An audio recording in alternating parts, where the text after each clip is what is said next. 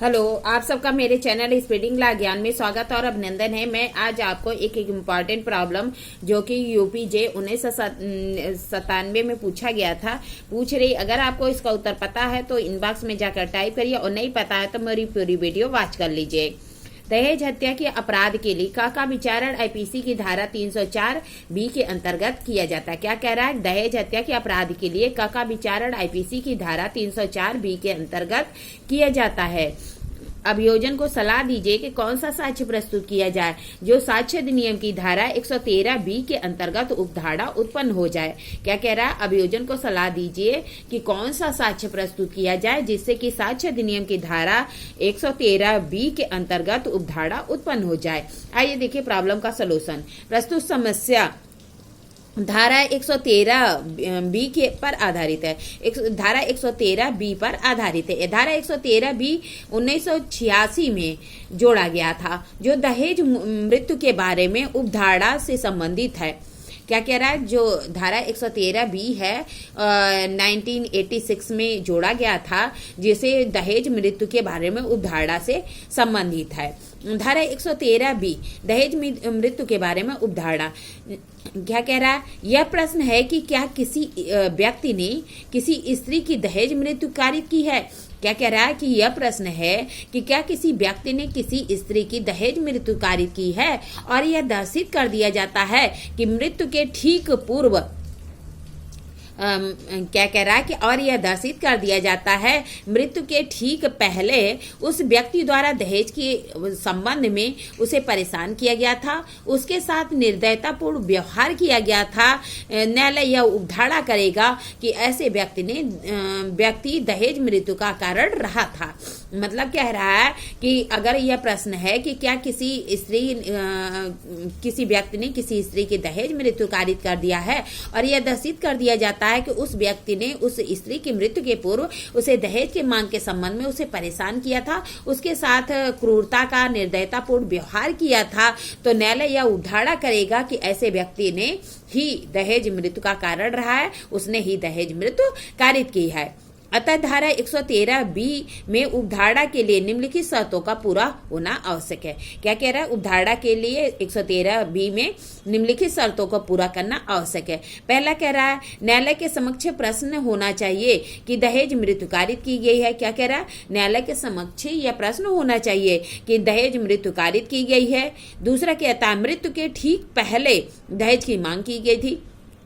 क्या कह रहा है? मृत्यु के ठीक पहले उसे दहेज की मांग की गई थी। या तीसरा कहता है दहेज की मांग के लिए उसे परेशान किया गया था या निर्दयतापूर्ण व्यवहार किया गया था। क्या कह रहा है? 113 बी के में उपधारा के लिए निम्नलिखित शर्तें आवश्यक है। पहला यह है कि न्यायालय के समक्ष यह प्रश्न होना चाहिए कि दहेज मृत्यु कारित की गई थी। दूसरा कहता है कि मृत्यु के ठीक पहले दहेज की मांग की गई थी। फिर तीसरा कहता है दहेज की मांग के लिए उसे परेशान किया गया था या क्रूरतापूर्ण व्यवहार किया गया था उसके साथ। प्रस्तुत मामले में दहेज हत्या के अपराध के लिए का विचारण आईपीसी की धारा 304 बी के अंतर्गत किया जाता है। यदि प्रस्तुत मामले में अभियोजन को धारा 113 बी में दहेज मृत्यु के बारे में उपधारा न्यायालय को करनी है तो अभियोजन को यह साबित करना पड़ेगा कि स्त्री की मृत्यु के ठीक पहले उसे दहेज की मांग की गई थी या दहेज की मांग के लिए उसके साथ क्रूरता का व्यवहार किया गया था, उसे परेशान किया गया था, निर्दयतापूर्ण व्यवहार किया गया था। यदि अभियोजन यह साबित करने में सफल रहता है तो न्यायालय यह उपधारा करेगा कि ऐसी स्त्री की दहेज मृत्यु कारित की गई थी। अभियोजन द्वारा यह साबित कर देने के पश्चात सबूत का भार परिवर्तित होकर अभियुक्त पर चला जाएगा और अभियुक्त को यह साबित करना होगा कि उसने उसकी मृत्यु के पूर्व दहेज की मांग कारित नहीं की थी या दहेज की मांग नहीं की थी या उसने उसकी दहेज मृत्यु कारित नहीं की है। यह साबित करना होगा किसको? अभियुक्त को, एक्यूज को। अगर अभियोजन साबित करने में सफल रहता है कि जो स्त्री की मृत्यु हुई है वह उसकी मृत्यु के पूर्व उससे दहेज की मांग की गई थी, दहेज के संबंध में उसे परेशान किया गया था, क्रूरतापूर्ण व्यवहार किया गया था, तो यह जो सबूत का भार है वह परिवर्तित होकर एक्यूज यानी अभियुक्त पर चला जाएगा कि वह साबित करे कि उसने ऐसी स्त्री की मृत्यु कारित नहीं की गई। इसके अतिरिक्त प्रश्नगत मामले में दहेज मृत्यु का प्रश्न विवादित होना चाहिए और धारा 113 के स्पष्टीकरण से यह उपबंधित है कि दहेज मृत्यु का अर्थ वही है जो आईपीसी की धारा 304 बी में उल्लिखित है।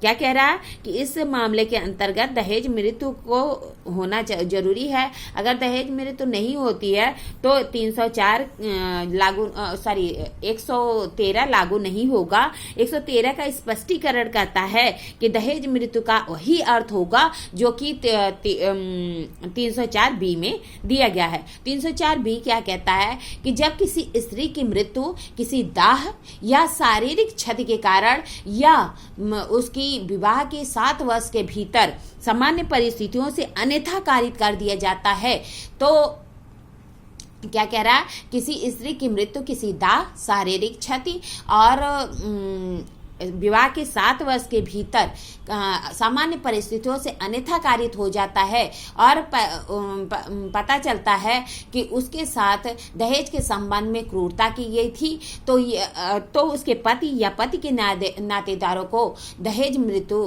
कारित करने वाला माना जाएगा और उसे सजा होगी जो कि 7 वर्ष से कम के नहीं होगी, आजीवन कारावास तक की हो सकेगी।